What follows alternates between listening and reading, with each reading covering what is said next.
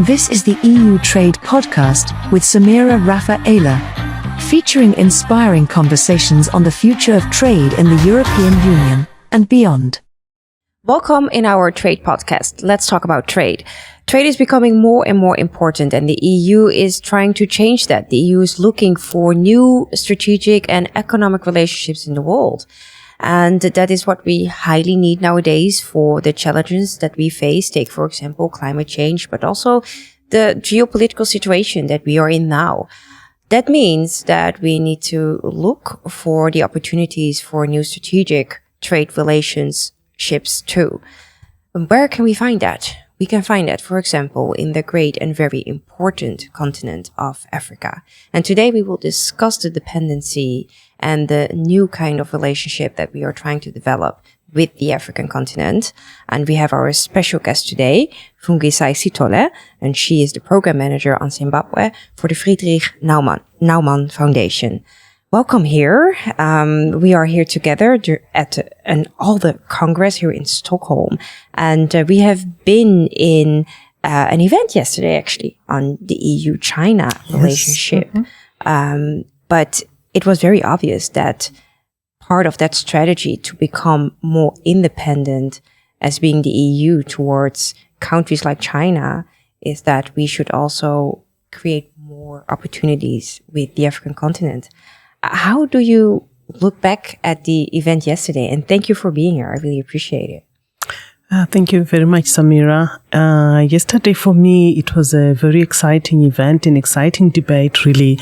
And also it just put into context all the issues that we are seeing arising in Africa. It also just put into context why also China has gone on full throttle, really, to try and, take up everything in Africa, to try and control everything, every sector in Africa. And I think it is part of the scramble that we are witnessing at the moment. Mm-hmm. Yeah. Yes, exactly. I mean, it's very interesting to see how China moves around the world. But what is it specifically that you think a country like China is doing differently compared to the EU? And what is the EU going to do for the upcoming years? Well, what China is doing differently is that China has come up with an extractive and exploitative model, a model that serves China, a model that continues to leave Africa even more poorer. But it has been able to exploit all these resources because it has strengthened its ties with the military, with the political elites, and also with the securities in the countries. So you'd find that China is not an equal partner when it comes to trading with Africa. China tends to have an exploitative approach, an approach that sort of disregards also what is key and of value to Africa. So what does China do? It actually disses democracy. It disses all the democratic tenets that we have known all these years. China chooses to work with the authoritarian, the autocratic regimes that we have. It chooses to work with the most corrupt regimes that we have. And that's how different they have been. But also, whilst China is appearing to be at an enviable position because its claws are everywhere in Africa, it has grown to be the biggest trading partner of the whole region of Africa. It has literally taken, control of key materials in the country. Well, China, for me, it just wants to control the whole value chain. So don't ever think that China wants to occupy a certain space. No, it wants everything and everywhere. Yeah, and then also the whole continent. Yes. If we go back to Africa, so you're an expert on the topic of working together in the world with Africa from an economic perspective. Yesterday, the topic was also on trade. You have your roots yourself and your background in Zimbabwe. Yes. Mm-hmm. If you would start from Zimbabwe and then take it further in the continent, Like, what are the opportunities for Europe to work more with African countries and with African governments? I mean, I know myself that the African continent has so much to offer. I mean, take alone the 60% of youth in the continent that has so much potential and so much talents. We see female entrepreneurs being so empowered already and having their own strong, effective businesses. So these are only examples. Like, what do you see? If you would start also from Zimbabwe. Well, I would start by saying that Africa itself is endowed with the key minerals that the world requires as it grows, as the world changes, and also the issues around green energy as they become even more topical. I think Africa is occupying a very lucrative position in that regard, and it is it would be prudent actually for the EU to also consider, getting into, for me, mining is very important at the moment, because as you already know, that Zimbabwe itself sits on the largest lithium reserves in the whole continent of Africa. Those are some of the things to begin to engage on and say, okay, how best do we also create partnerships, mutual partnerships with mutual benefits with regards to mining. But also, if you look at the continent, starting again with Zimbabwe, we have a very young population. Yeah. We have so there is good labor that is available that can be of service, and it's not only just available, there is a desire to work, because the unemployment rate is serious. For example, in Zimbabwe, it stands at 98%. Wow. And in the region, I think it's hovering between 70 and 80%. And so there is the young people in Africa are feeling left out, in the sense that the economies in Africa are not creating opportunities for them to actually be of benefit in building their own economies. That's so much human capital that's not unlocked here and that's not tapped. So that's not being used in a positive way. I mean, like you said, 98. Yes. That's the unemployment rate.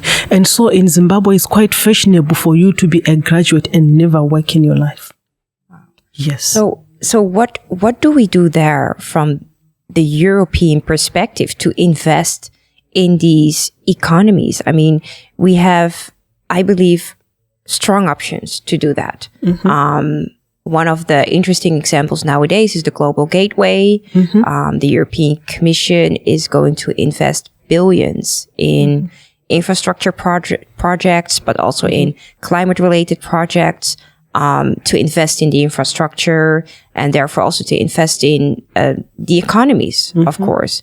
But I think it is important that if we invest through such big projects, we need to have a strategy to make sure that we have the grassroots impact. Yes. So the local population needs to feel what we are doing, and and these investments should not only be for the bigger companies, right, or the elite, or whatever you want to call it, but I really want to see that the impact is being felt on the ground. So how do we need to do that? Well, you would also appreciate that, starting with Zimbabwe again, our economy is very informal. And you find the small businesses, the startups are quite, the model of business that is there at the moment.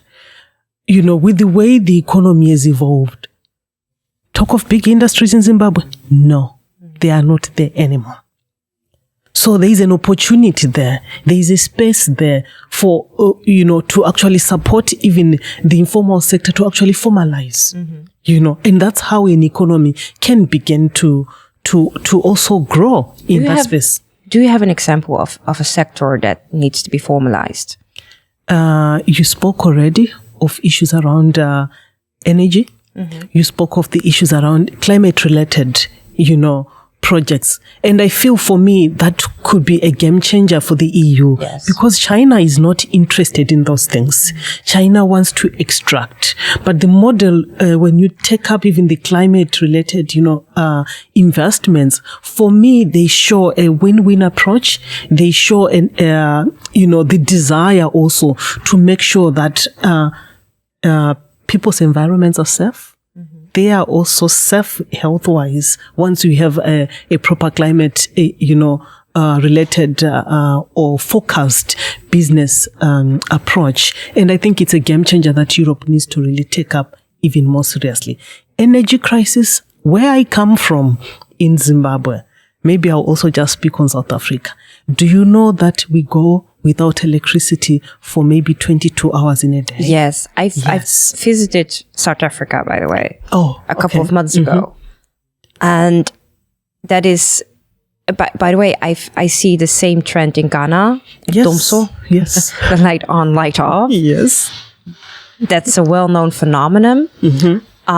So yes, that's hurting also local economies. Yes. Yes. And life becomes more difficult because everything becomes very expensive for us. Yeah, and you cannot do business if you don't have electricity or light.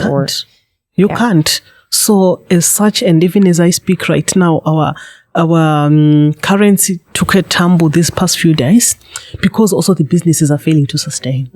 So energy remains a key component for Africa, and I think it is something that needs to be taken seriously. And even the technologies around the solar, energy, we have got the sun, but we don't have the proper technologies to really harvest on that. And that's hard to understand because indeed, like you say, we have the sun in Africa.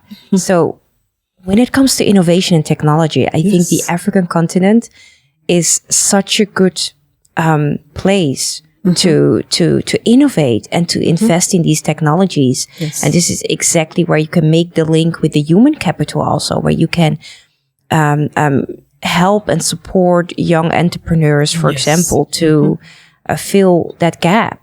Exactly, yes.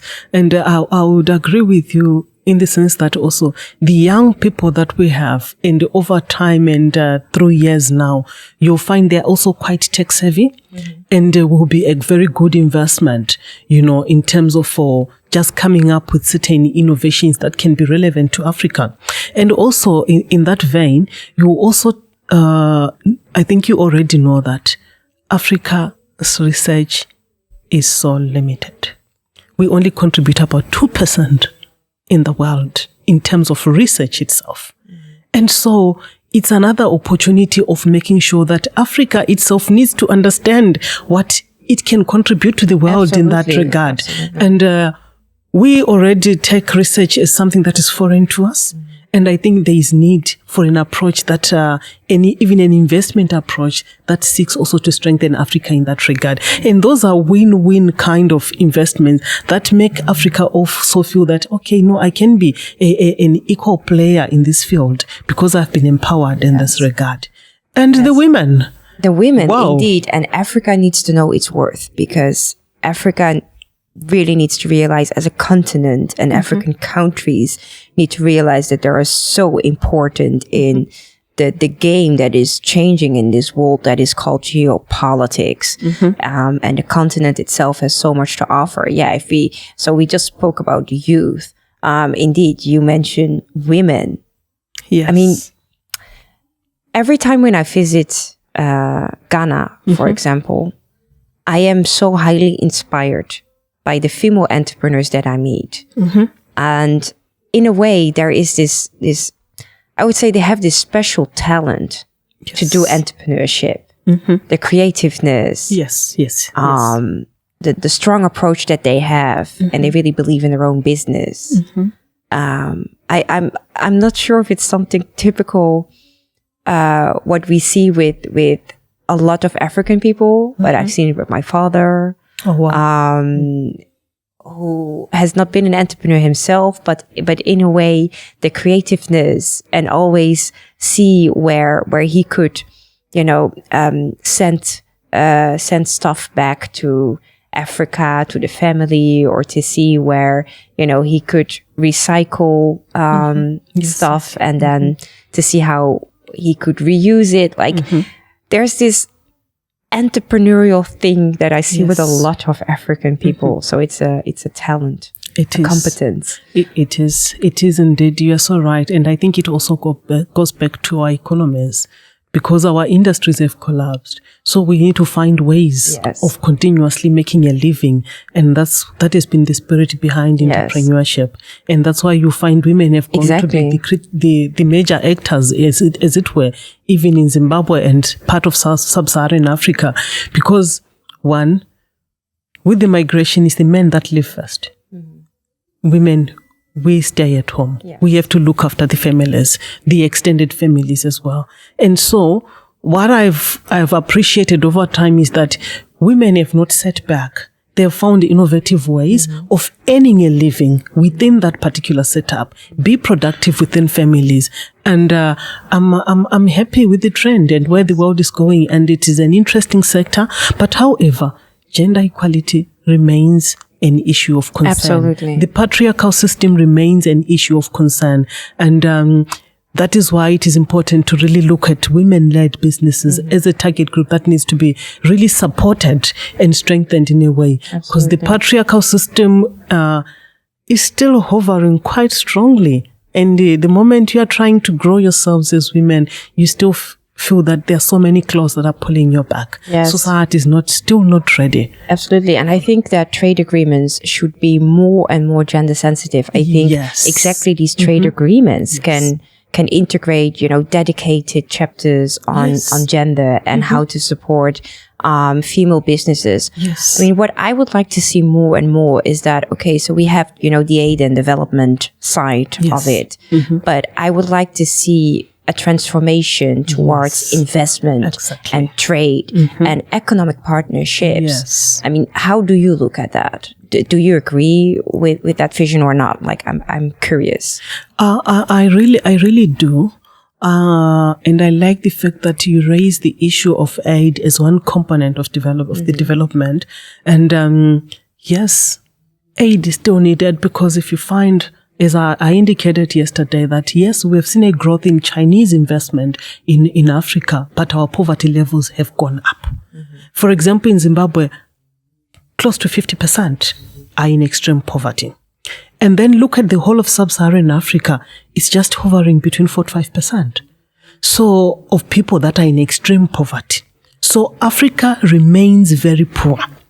And whilst we take all the steps in building up the investments, those become our long term. We are hoping that in the medium long term, there will then be a shift, a change as everything else begins to settle and take foot. But aid remains a very critical component to try and help people just survive, be able to wake up tomorrow and be there. But that in itself is not an end. No. Africa, and we need it especially in terms of humanitarian crisis. Definitely. You need it. Africa needs investment. Investment is one thing that can really change the people's lives, benefit people. And when I'm talking of investment, it's not the Chinese kind of investment that exploits, that gives our people menial jobs. A job shouldn't just be a job for the sake of being a job. No. Chinese investments, they come and give our people menial jobs with no room for growth, with no room for development. And they abuse our labor policies, and our people are not paid adequately after doing all the donkey work. And that kind of investment is not the investment that will save Africa. Africa needs an investment model that respects our dignity as African people. Yes. That will make sure that when you have set up your investment, Africans also benefit. If it's through labor rights, they are able to also get jobs that are really paying, not to continue to treat them as subservient people, even in situations where you can see that they have the capacity and the skills to be able to deliver. Exactly. And I think many of us would agree. But what do we need for that? We need an equal understanding. Yes. We need an equal partnership. Yes. And that's why I love to work also myself as the international trade coordinator for my group in this parliament on Africa. Because I want to see where we can step in to create a more equal basis. Yes. But it's easy to say it. That's what I experience. It's easy to say it. In practice, we face a lot of obstacles still. The level of poverty, Yes. the good governance aspect, the weak economies that we often deal with. But the conclusion remains the same. There is high potential to develop and to innovate. How do we really make sure that the equal partnership between Europe and Africa from continent to continent, or the EU related to one specific African country that we have an economic partnership with, for example, how do we make it really equal? Well, that is a very difficult question, yet so very critical. I think the starting point is, as you would agree, is that Africa itself is not a homogeneous, entity. And it is very important to understand the dynamics and the peculiarities, at continental level, then you go down at regional level, and then at country level. Yes. So those peculiarities will make you understand what is expected of us here. Exactly. Yes. There's what is extreme the diversity that we are dealing with. Exactly, yes. What do we need to, what are the no-nos here? And what are the things that we are able to push for here? And I think that in itself will be a very important guide. But also going again further, the EU's approach, and I think it has been for long, maybe it might then need to strengthen that. Remember, in its engagement, it is always fine. I can put the government, but also the private sector itself and the peoples of those specific countries. What I mean basically is that, yes, there are things that you need to do with government and everything else, but you need to strengthen your cooperation with the private sector. Yes. And I feel that this has been lacking over years. I think the focus is on trying to be close to the political circles, but when we really want to do business and we genuinely want the liberal markets to really flourish, the private sector remains important. And as we talk of that, of the African Continental Trade Agreement that we are trying to bring to life and everything else. I think it's an opportunity, but also Europe needs to open up, free the trade barriers, open up. Yes. Those that, especially those are yes. the barriers against Africa, and especially with issues to do with women-led businesses as well. You need to incentivize them also in a manner that makes us also feel that, I can also, make use of the market in Europe.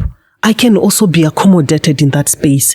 Not only a relationship whereby it's only Europe, maybe just bringing in stuff, and if it brings this stuff, it then collects all the raw materials and goes away. Yes. But also, if you then decide to go into the extractive industries, it will be critical also to try and see how best can we come up with a value addition.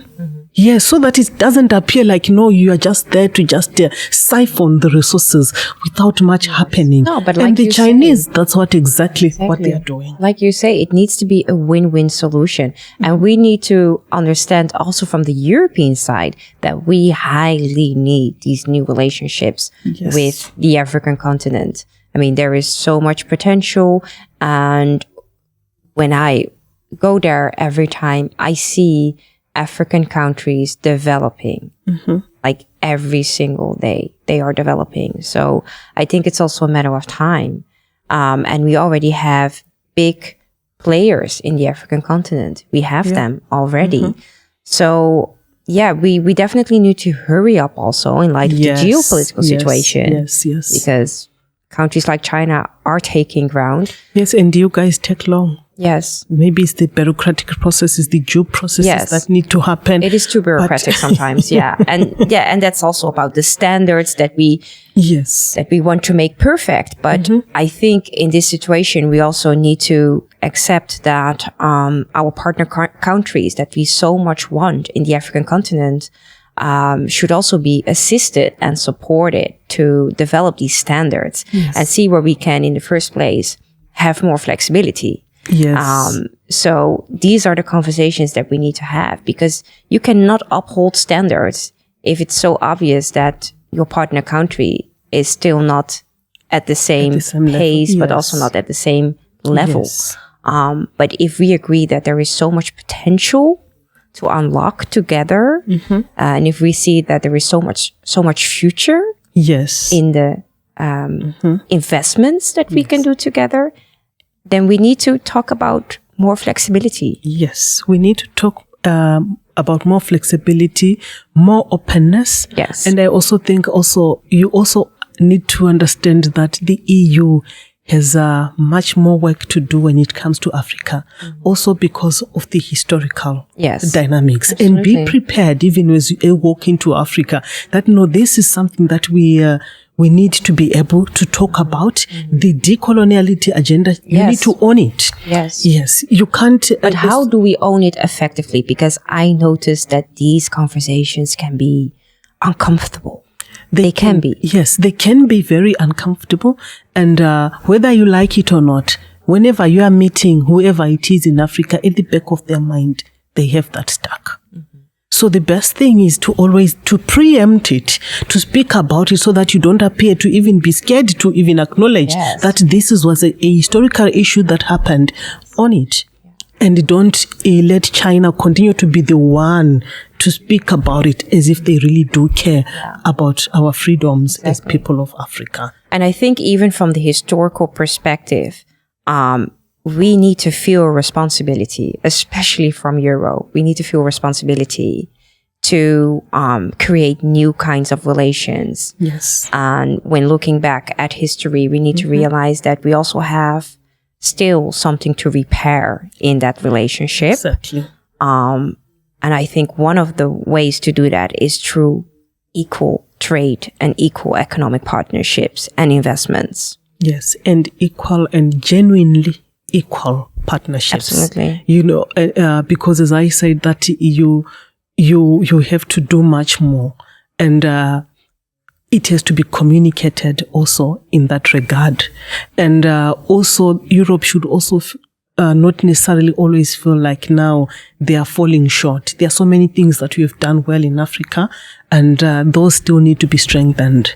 And there are so many concepts that have come through the EU into Africa, concepts such as democracy, human rights, and everything else. If you sit down, what can be so wrong with a democratic country? What can be so wrong with defending human rights? So you shouldn't feel apologetic for pushing for those ideals that help us create a better world for everybody to live in.